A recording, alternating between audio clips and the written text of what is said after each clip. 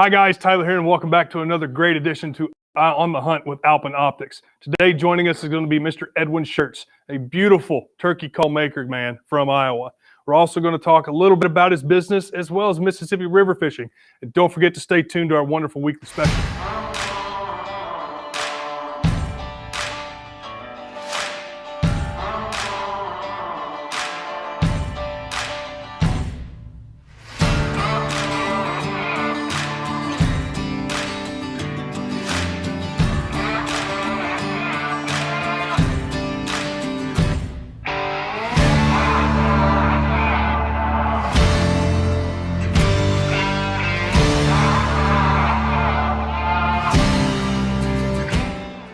Hi guys, welcome back. Tyler here with On the Hunt with Alpen Optics. And a wonderful special guest we got today is Mr. Edwin Schertz.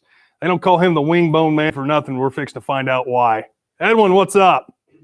How are you, man? It's about 30, 40 degrees here in Iowa. It's a little chilly today. It's been real windy. We've had some good south winds earlier in the week, but now it's like we're getting this Arctic blast. I think it's about 65 here, and I'm sweating here in the office. It's ridiculous. I need to turn on the AC. It's getting so hot. Of course, I'm a big fella, so yeah. So let's talk a little bit about why they call you Mr. Wingbone. You know, give us a little backstory. What's the deal with it? Well, in 2003, I killed my first turkey, and I made a wingbone call from it. And I made wingbone calls for the NWTF for several years, and then a buddy of mine took me to a calling contest, and I won the gobbling contest in 2012. And he was like, hey, man, you ought to start your own business. You're a pretty good caller. You ought to start making calls. And so I built a shop, and I was like, now what do we name it? And my buddy was like, hey, you've been making wingbone calls. Why don't you just name it Mr. Wingbone? So that's how it all started, really.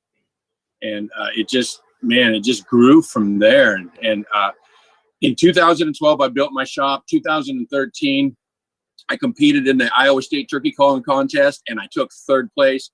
2014, 2 years later, after the shop's built, I win the Iowa State Turkey Calling Championship. And it was just a whirlwind after that. Rick and I hooked up, and we got that show Through the Eyes of a Hunter. We're using the calls that I make here in-house on the show. And it's just, I don't know, I feel blessed. I feel so blessed. Well, good deal, good deal. So, I mean, what made you want to just start? I mean, I know you just gave us a little backstory, but what made you want to continue on? What drives you to continue to make calls and just say, I just want to enjoy life?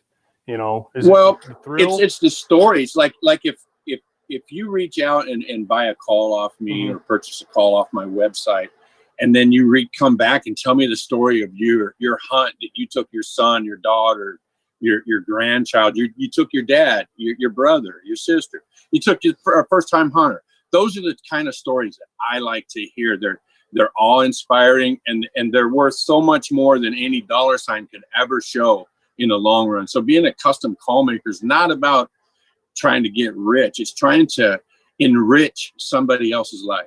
Good deal. Good.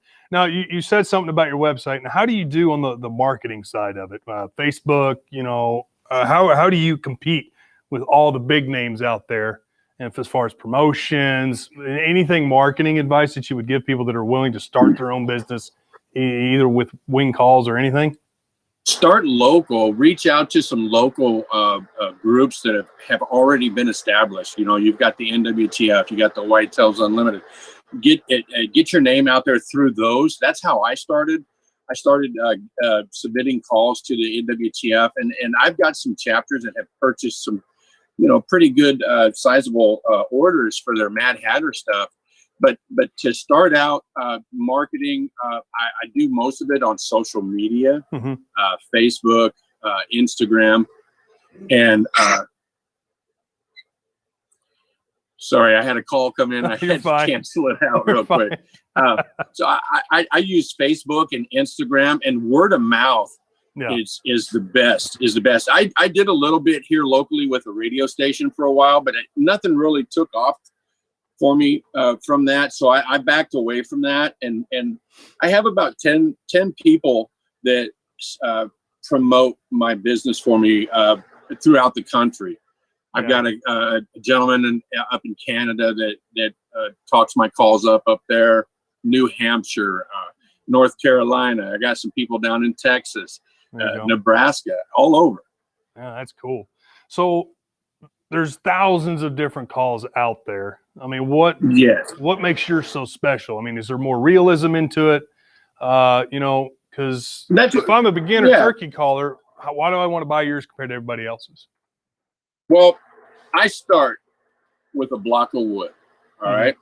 And then I've got a template that I lay on there, and I'll lay out every call in-house. And some of them are striped. I glue up stripes and have stripe patterns.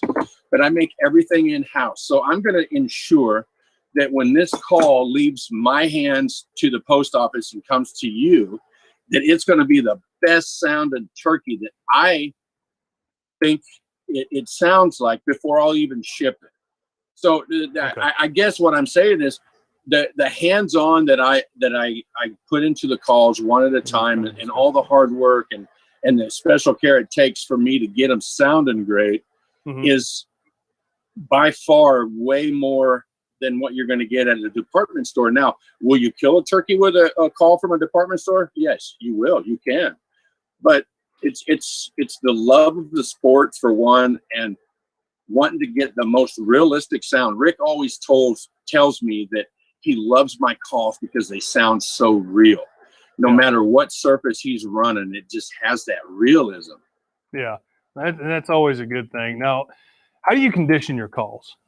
Is there a certain way that you condition them, or that you would tell people to condition them with? It depends on what kind of call you have. There are several different surfaces that you can have. This is a slate. This is an aluminum.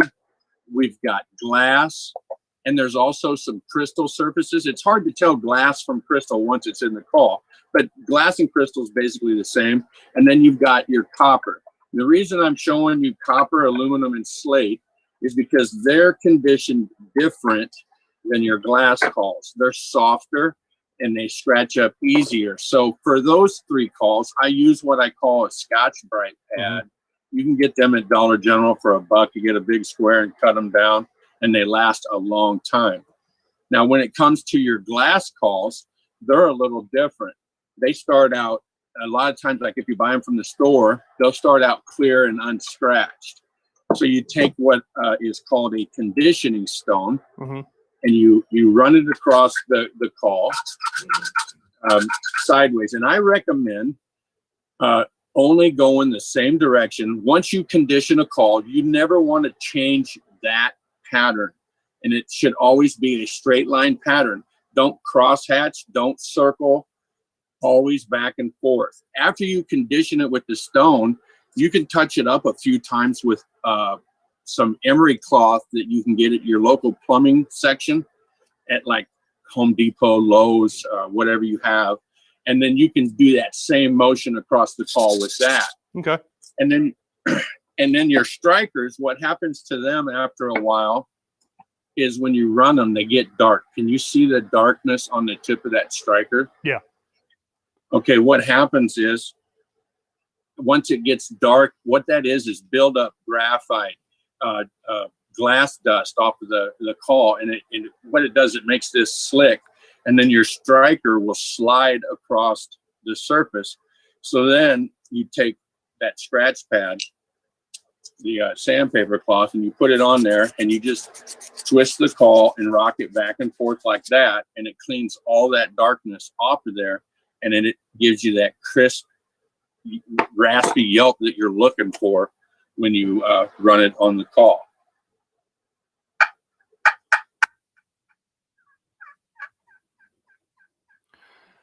So we got a couple questions for you, Mr. Wingbone. Right. One is, how do I condition my striker, and how much or how often do I need to condition it? It depends on how much you use the striker. If you're running your call a couple hours a day, you might want to condition it when you put it down. You might have to condition it a couple times while you're running it. As soon as that gets dark and it starts to where, and I'll demonstrate by calling off to the side of where I'm scratched. And I'll do it over here so you can see it, I think. There you go. hear how that sounds, how it's intermittent and it's not consistent. It's like a, you know, like broken English is a better term or something you can relate to. Yeah. So what happens is you get them sounds like that. So then you want to condition your striker up to eliminate that. So it's a nice, crisp, consistent sound. Good deal. So when turkey season's about to wrap up, I hear that we're going to change gears a little bit. I hear you like to do some catfishing. Now, yes, and yes. I understand it's in the Mississippi River. Now, yes. What do you do to prepare for that season on catfish? I mean, do you go for blue, flathead, channel? Well, I mainly fish with a pole. There's a lot of guys that go out and they'll stick bank poles in the riverbank, and they'll put like shad guts or little bait fish that they'll catch with their nets on them and catch big cats. Now I can catch a big cat on my fishing pole, but I like them 3 to 5 pound catfish. So I'll just what I do is I'll wait for that spring thaw to come through, because the river rises and then it throws all these logs down the river. And that's what's happening right now in Iowa is the river's up. There's a lot of debris coming down the river. So I got my boat out of storage, but I'm not putting it in the water yet. No, gosh, no. So once the spring thaw comes and all the floods go, then I'll get my boat out onto the water. And what I'm looking for when I come out there is I'm looking for like streams or side chutes of water dumping into the river. Those are good places to sit. And catfish, they have their whiskers, they smell their food. So you want to get above that and throw your worm onto the bottom and let it sit there, because then your scent from your worm will drift downstream to where they're holed up right below that side creek coming out into the river. And I'm telling you, it's deadly early spring, because them fish come out of their hibernation and they're hungry. Okay, well that's cool. I mean, what pound test do you normally try to use or stick around with? I mean, do you just? I got a big heavy pole with about 20 pound test that I use. And I've had those snap. So I know there's some big catfish, but I usually stick around 20 on my big heavy poles. And then my medium action poles, I'll go to 8 to 10 pound, no more than that. Okay. Because sometimes it'll unspool on you and that's no fun. Yeah, that is true.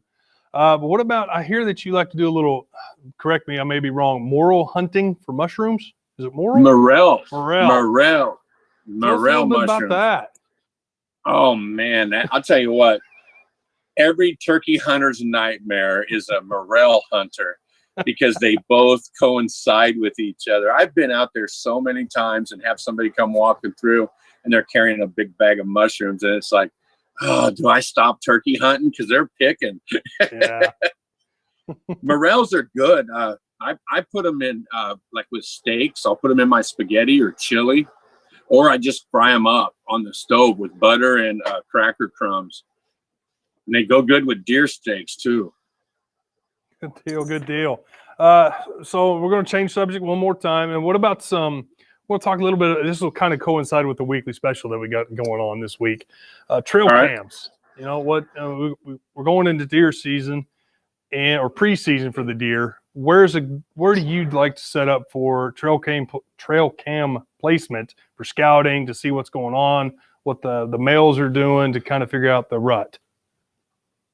Well, right now, the deer are coming out of the winter, so they're looking at food. So I'm going to concentrate on food sources right now, early spring growth, where the deer might be congregating through. I'm going to look for travel routes coming from bedding to feeding. And I'm going to place my cameras on the feeding site and then down into the trail. I like to, I public hunt a lot, so I can't really manage the land like I'd like to. But if I had private land, I'd have what they call a sanctuary that I'd never go into. Just let the deer have it. To keep the deer on your property, they've got to have a place where there's no pressure. So there's places that I won't try to find their bedding. I just want to find their travel routes. I let them have that bedding, and I want to catch them on the go. I don't want to disturb them in their natural habitat, but I want to look for them travel routes between bedding, feed, and water. Now, when do you start getting ready for fall deer season in Iowa? Well, some guys will keep their cameras out all year long, but I usually don't get my cameras out till about July, mid-July. The antlers have already started to grow, and you can pick out the bucks, you know, that are sizable and that you might be after. Okay. And what about shooting lane maintenance and clearing? Do you do anything of that sort? On state land, it's a state law saying you can't disturb none of the natural environment, so you can't cut any shooting lanes on state land. But on private land, what we'll do is we'll get up, we'll get our tree stands up there right before we put our cameras out, or at the same time, and then we'll trim a few lanes. We don't like to remove all the cover, but we'll get a lane to the left, out front, and to the right, and that way it'll maximize our shooting opportunities come hunting season. Okay, well that's good. Let's hear some of your calls. You know, I'm kind of curious because you were showing slate, glass, and then the other types. I ran a slate. My favorite call. Now they all sound good. If you like glass, if you like crystal, whatever you like, I'm going to ensure that it sounds the best I can make it. But my favorite is my aluminum. I just love my aluminum call. It has the most realistic hen sound. Yeah, it went away, bud. That is just so raspy. Yeah. And when on the aluminum, now I've ran this call for 6 years now. Whew. And if you can tell, I haven't even disturbed the bottom of the call. I've only scratched it right here. Yeah. And people that get my aluminum calls tell me all the time, hey, it quit working on me. I'm like, it's the striker. Scratch the striker. When it comes to this soft surface like copper and aluminum, what happens is the graphite from the metal gets on the striker and it covers the grooves in the striker tip. So you got to condition the striker more when you're using a metal surface. Now, do you make mouth calls as well? No, Rick is the mouth call expert. I'm the friction expert. If anybody's interested in mouth calls, I do have them on the website, but that's Rick's thing, and they can go to Through the Eyes of a Hunter. And get a hold of Rick too if they're interested in mouth calls. I can call a bird in and kill it with a mouth call, but I can't run a call to sell it. That's funny. That's great. So what do you make your calls out of? Is there certain types of, because it looks like there's wood involved. Does wood have anything to do with how type of calls are done, or is it all just for cosmetics? Some of it is for cosmetics, but for me, the way I make my calls, wood has a lot to do with it. If I want a medium tone, I'm going to minimize my stripes. All right. I'm going to throw in a couple different woods here. And this is all just hardwood. This is walnut, oak, walnut, oak, walnut. And it gives it a different tone than the other striped calls. If you can hear that. Now I've got in here, I've got walnut, red cedar, oak, red cedar, walnut, and that just pattern goes all the way across the call there. Yep. And having them soft woods in there gives it a little bit more of a growl. Can you hear how more growly, raspy that is? Yeah, I sure can. Yeah. So having them soft woods and hardwoods in there definitely changes the sound of that call.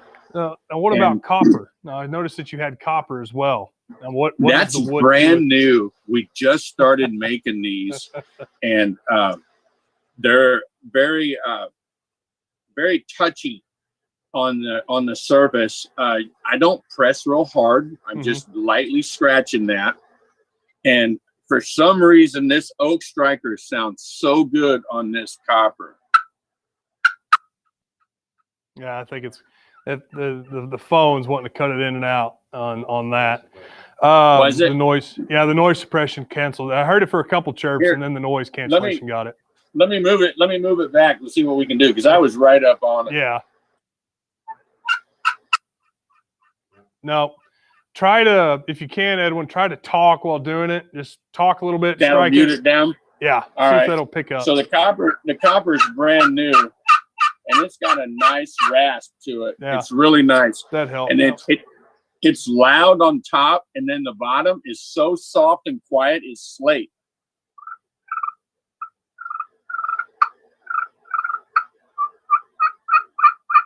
Now you were doing that on the bottom? Yeah, I've got a hole cut out on the bottom, and there's a slate soundboard in there, and I'm running the striker. Yep. Those are what I call my cryptic pin series on my website. Mm-hmm. My single-sided calls and my two-sided calls. I'll be darned. Now, how do you make a good call? With a little bit of detail. I know we don't want to give away all your. I mean, like, what materials are you using as far as just the woods? I mean, does the striker have to make a difference as far as the wood tone as well as the box? Yes. We've got several different options of strikers. We've got bloodwood, purple heart. I've got some rosewood, and depending on which surface you have, it depends on what striker is going to sound the best on it. And I think, personally, when I'm running the call, I'll take my crystal call, and I like a purple heart on my crystal. Yeah, that noise cancellation got it again.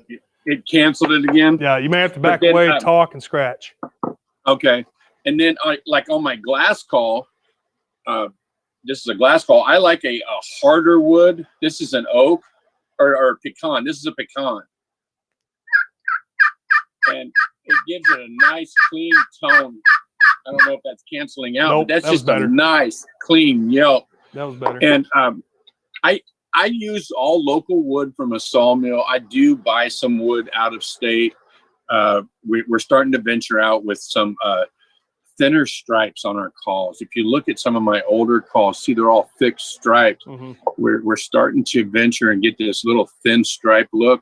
Mm-hmm. And I'll tell you what, these calls are they're gorgeous. This call is beautiful. This is the first call I've made in 9 years that I haven't had the desire to scratch up. It's the first one I've made that I tell it's too pretty. Now, how do you make calls work? You know, you've done it long enough. Starting out, how do you get them to work when making one? I have to put them on the lathe. I got a chop saw. I'll chop the corners off. Are you talking about like the process? Are you talking about the process of like from going from a block of wood to a call? No, not that. How do you run the call? Like, I'm a beginner turkey hunter. I just bought one. How do I use it? Other than just using the instruction book. Perfect. I can demonstrate this real simple. Hold the call flat like this. Mm-hmm. Set the striker down on the call, straight up and down. When you do this and you're running it, it should make no noise. You hear how it's not making a noise? Yes. And then slowly tilt that striker away. Okay. Hear the noise coming? Yep. And keep going, and then you'll keep going, and then the noise disappears again. See that? Yep. See, I'm scratching on that call. And then you bring that back up. You'll find that perfect sound in between that tilt for your hand. See, I can tell you when I first started learning how to run a call, they told me set the striker straight up and down, tilt it 12 degrees away from you, and maintain that, and then make your yelping sounds. And that's how I could train myself. But then I had an old timer here a couple of years ago show me this trick, and it's so simple because everybody's grip and everybody's tilt, they tilt it different. So the easiest thing to do is to set that striker down, and you'll get it. Once you have it perfect, it's not going to make a noise. And what it is it's the dead center of this striker. And then you just slowly tilt it. No matter which way you tilt it, you can tilt it any way, and it's going to start making noises. So if you're right-handed, left-handed, I'm left-handed, but you'll find that happy medium in there, and you'll get that nice sound. Now, to create that beautiful yelp, as I said at the beginning on how to condition your calls, and this is why it's crucial to keep this pattern, to never change this pattern, because turkeys have two notes when they are producing a yelp. Mm-hmm. They have a high front end and they have a low back end. To get the high front end, you go with those lines that you created. Hear how that's a little higher? And then when you come down across them lines, it's deeper. So to get that beautiful yelp, you want to go with the lines and then across the lines, all in one motion. And the best way to do that, I have two methods. I do what's called an eyeball and a football. Nice. Basically, it's a 7 for me, but it'd be a backward 7 for a right-hander. True. Well, Edwin, I think today was going to be a great show. Unfortunately, we get to talk about this, what everybody's really here for. It's the weekly special. Yes. I mean, I love great guests, but this is why everybody's here. I mean, I'm not going to lie. Yes, sir. That's why everybody's here. Sir. Yes, sir. This week is going to be this beautiful trail camera, the Omni 5GC from Bresser. What's great about this particular trail cam, it features a time and date stamp. And it also comes with a micro mini SD card. And the great thing, the regular price is $69.99, but with On the Hunt code special, it's $30 till Sunday. Now, again, that's a 66% discount. It is insane.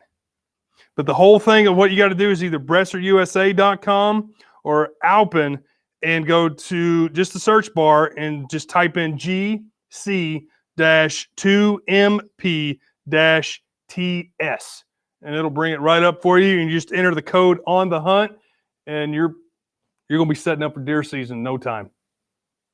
Now, again, guys, this is Tyler with On the Hunt with Alpen Optics. We appreciate you sticking around. Edwin, it's been fun. We'll see y'all again later. Yes, sir.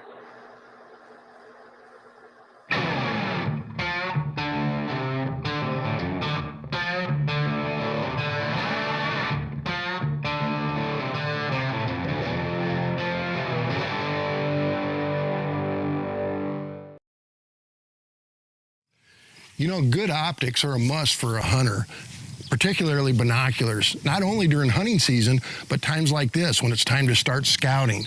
But there's one thing you need to do when you get your binoculars that a lot of people don't realize. You need to set them up for yourself. Everybody's eyes are a little bit different. And here's how I do it. It's simple and easy. Just take the binoculars and just kind of grab good focus on an object. And I go and put my hand over the left lens. The dioptering, which is on the right side, I will go ahead and adjust that until that right eye is in focus. Once it is, I take the hand off the other side, both eyes in focus, and you're ready to go. It's simple and easy, and it's a must that you do this before you go out and use them.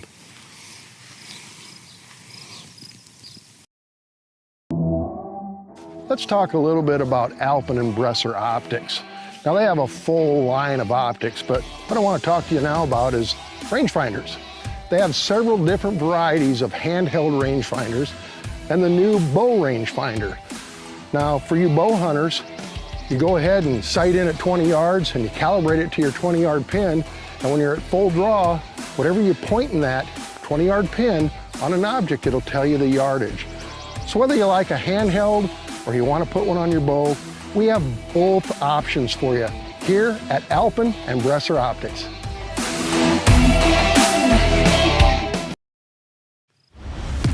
You know, good optics are a must for a hunter. The new Alpen Tetons. They're lighter, they're better in low light, excellent glass. You'll be hard pressed to find that glass for under $1,000. Everything that you would want in a pair of optics. I know what I'm looking for, and once I know what I'm looking for and find what it is, that's what I'm interested in buying. The bottom line is they're affordable, they're lighter, and they're great in low light. The new Alpen Tetons. Another deer coming out.